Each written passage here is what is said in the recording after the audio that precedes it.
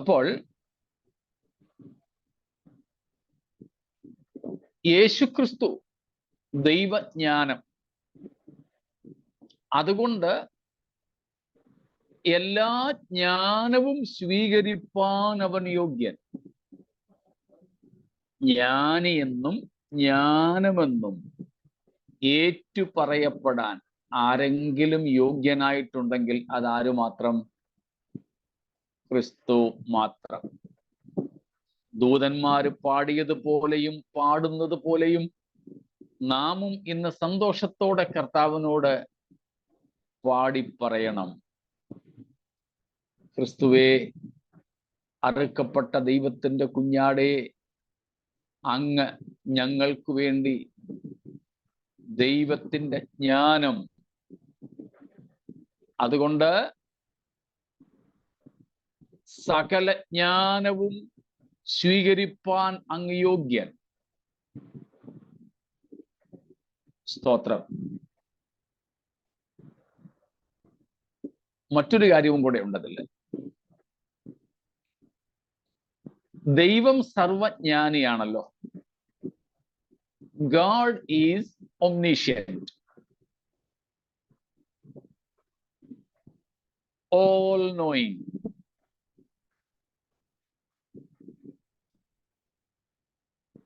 God is an omniscient God.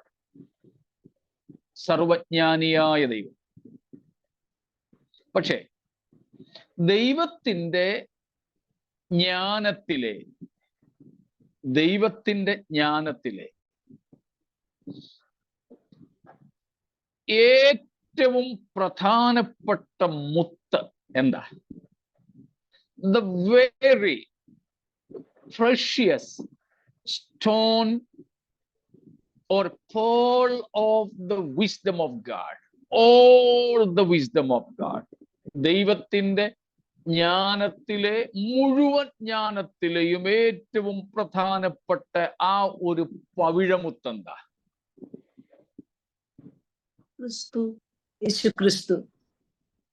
യേശുക്രിസ്തു. How? എങ്ങനെ? എന്തുകൊണ്ട്?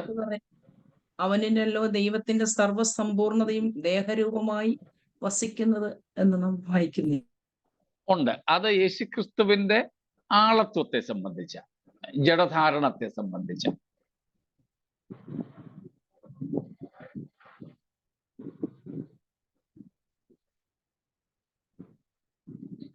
അവൻ സർവസൃഷ്ടിക്കും ആരംഭമായി പിതാവിനോടൊപ്പം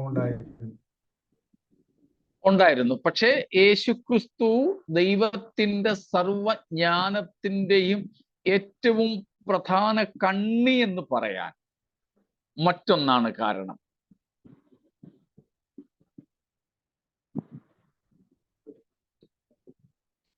ദൈവത്തിന്റെ ജ്ഞാനം വെളിപ്പെടുന്ന ഏറ്റവും വലിയ ദൈവപ്രവൃത്തി എന്തുവാ? സൃഷ്ടി അല്ല.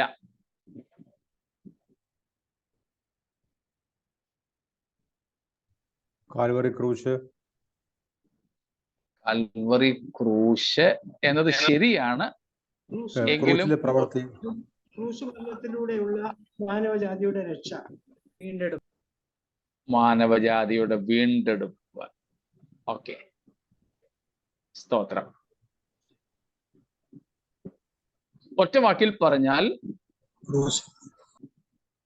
ദ ചർച്ച്, സഭ.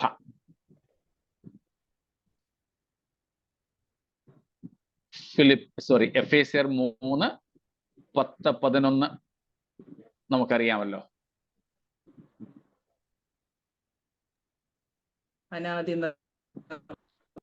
വായിച്ചു.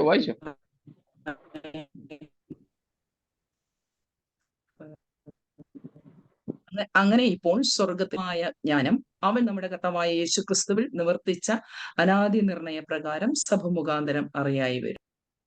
കണ്ടോ? ദൈവത്തിന്റെ സകല ജ്ഞാനങ്ങളെയും കൂടെ കൂട്ടിച്ചേർത്ത് അവിടെ പറഞ്ഞിരിക്കുന്നത് ബഹുവിധമായ ജ്ഞാനം, മാനിഫോൾഡ് വിസ്ഡം ഓഫ് ഗോഡ്. ആ മാനിഫോൾഡ് വിസ്ഡം, ബഹുവിധമായ ജ്ഞാനത്തിന്റെ ഇനിഷിയേഷൻ, തുടക്കം മാത്രമായിരുന്നു ഈ ബൃഹത് സൃഷ്ടി. സൃഷ്ടി ആ ദൈവജ്ഞാനത്തിന്റെ ഒന്നാമത്തെ കണ്ണി മാത്രമാണ്.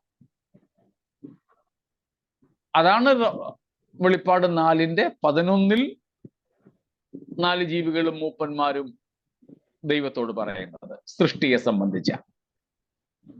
പക്ഷേ ദൈവജ്ഞാനം ഏറ്റവും അധികം വെളിപ്പെട്ടിരിക്കുന്നത് ഈ മഹൽ ബൃഹത് സൃഷ്ടിയിലല്ല, അതിനും അപ്പുറത്തേക്ക്.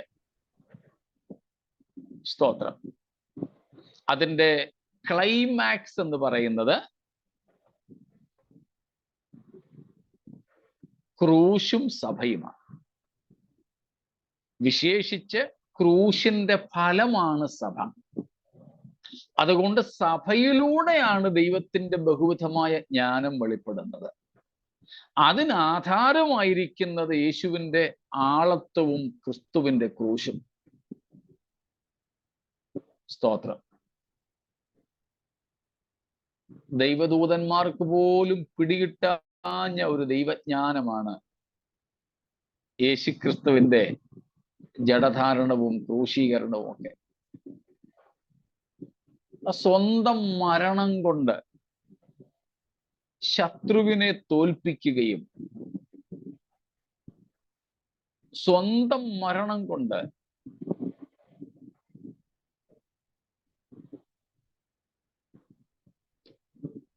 ഏറ്റവും നികൃഷ്ടമായതിനെ ഏറ്റവും ഉത്കൃഷ്ടമാക്കി മാറ്റുകയും ചെയ്യുന്ന ഒരു പരിപാടി ദൂതന്മാർക്ക് പോലും മനസ്സിലായിട്ടില്ല. നമ്മുടെ മാനുഷികമായ ഭാഷയിൽ അങ്ങനെ സംഭവിച്ചിട്ടില്ല, സംഭവിക്കത്തില്ല. പക്ഷെ മാനുഷികമായി നമുക്കൊന്ന് മനസ്സിലാക്കാൻ വേണ്ടി ഞാൻ പറയുന്നു. യേശു ഭൂമിയിലേക്ക് വരുന്ന വിഷയത്തെ സംബന്ധിച്ച് ദൂതന്മാർ ഇടയ്ക്കിടയ്ക്ക് തമ്മിൽ പറയും, എന്തൊരു പരിപാടിയാ, വല്ല ആവശ്യം ഉണ്ടായിരുന്നു ഇതിൻ്റെയൊക്കെ. ഇങ്ങനൊന്നും പറയാൻ സ്വർഗത്തിൽ സമയമൊന്നുമില്ല കേട്ടോ. ദൂതന്മാർക്ക് ഇങ്ങനൊന്നും പറയാൻ അവസരമില്ല. പക്ഷെ നമ്മുടെ ഒരു പരിമിതിയിൽ നിന്നുകൊണ്ട് മനസ്സിലാക്കാൻ വേണ്ടി പറഞ്ഞു എന്നേ ഉള്ളൂ.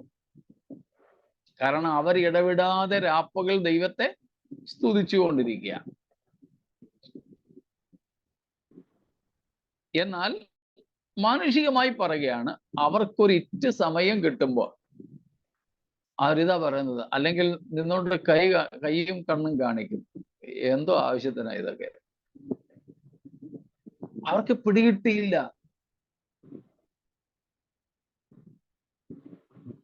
സ്വർഗം വെടിഞ്ഞ് ഭൂമിയിലേക്ക് വരിക, മഹത്വ വസ്ത്രം ഉരിഞ്ഞു വെച്ചിട്ട് പാപികളായ മനുഷ്യരെ പോലെയുള്ള ഒരു ജഡം സ്വീകരിക്കുക, അതിദാരുണമായി മരിക്കുക,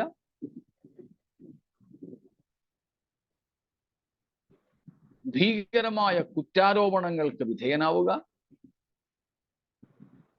ഇങ്ങനെയൊക്കെയുള്ള കാര്യങ്ങൾ ദൂതന്മാർക്ക്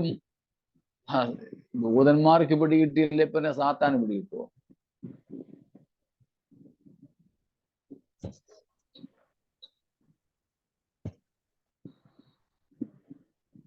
സ്തോത്രം. പക്ഷേ അത് വെളിപ്പെട്ടത് സഭ മുഖാന്തരം. അതാണ് നമ്മളിപ്പോ വായിച്ചത്. എന്താണ്? ആർക്കാ ഇത് വെളിപ്പെട്ടു വരുന്ന? സഭ മുഖാന്തരം.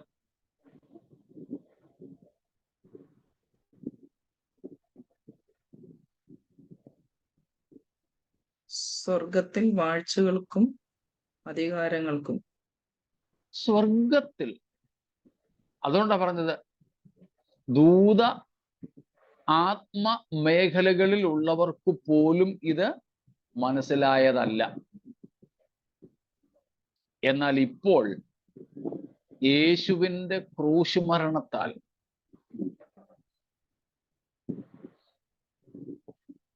എബ്രായർ 2:10 വായിക്കുന്നത് പോലെ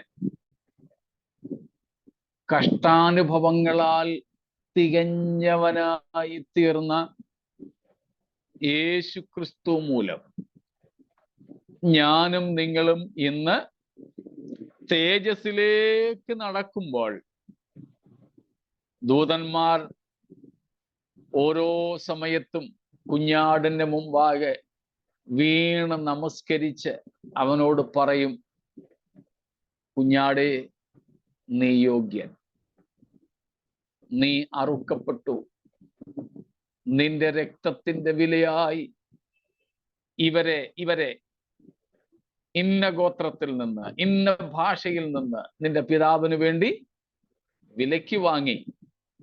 അതുകൊണ്ട് അപ്പോൾ ഒരു കോറസ് പോലെ ദൂതന്മാരുടെ വലിയ സംഘം പാടും, കുഞ്ഞാടേ, നീ യോഗ്യൻ, നീ സകല ശക്തിയും സകല ധനവും സകല ജ്ഞാനവും ലഭിപ്പാൻ യോഗ്യൻ. ഒരു ചെറിയ ലാഞ്ചന സ്വർഗത്തിൻ്റെത് കിട്ടുന്നുണ്ടോ? സ്തോത്രം. Praise God.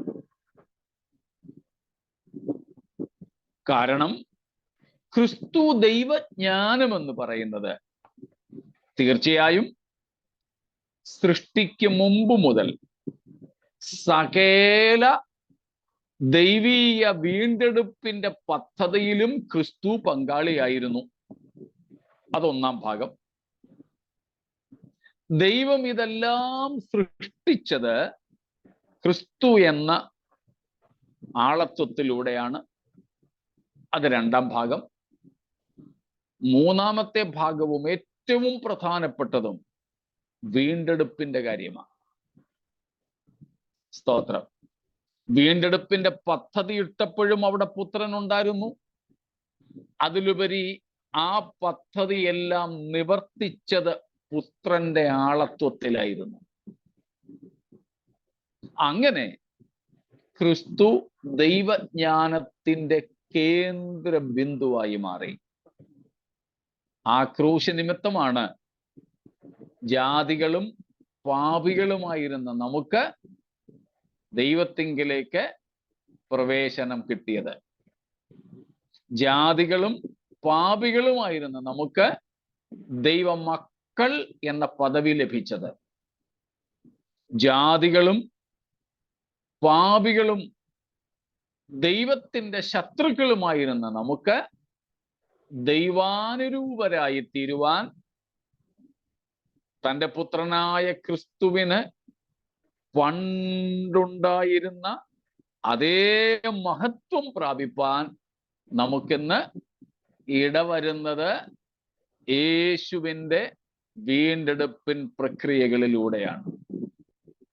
ആ ജ്ഞാനം ആർക്കും അറിയില്ലായിരുന്നു, മറഞ്ഞിരുന്ന ജ്ഞാനമായിരുന്നു. അങ്ങനെയാണ് ക്രിസ്തു ദൈവജ്ഞാനമെന്നും സകല ജ്ഞാനവും സ്വീകരിപ്പാൻ യോഗ്യനെന്നും ഏകജ്ഞാനിയെന്ന്, ഏറ്റവും വലിയ ജ്ഞാനിയെന്ന് വിശേഷിപ്പിക്കപ്പെടാൻ ഒരുവൻ യോഗ്യനാണെങ്കിൽ അത് യേശു മാത്രമാണെന്നും ഇവിടെ ദൂതന്മാർ ഏറ്റുപാടുന്നത്. സ്തോത്രം.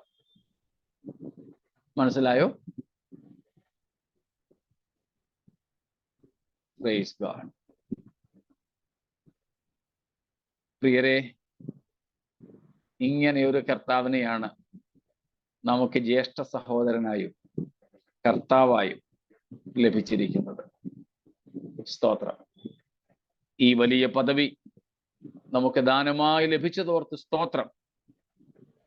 ഈ കർത്താവിനെ നിരന്തരം വാഴ്ത്തി നമ്മുടെ ജീവകാലം കഴിക്കുവാൻ നമുക്ക് വീണ്ടും നമ്മെ സമർപ്പിക്കാം. ഈ വചനങ്ങളാൽ ദൈവം നമ്മെ അനുഗ്രഹിക്കുമാറാകട്ടെ.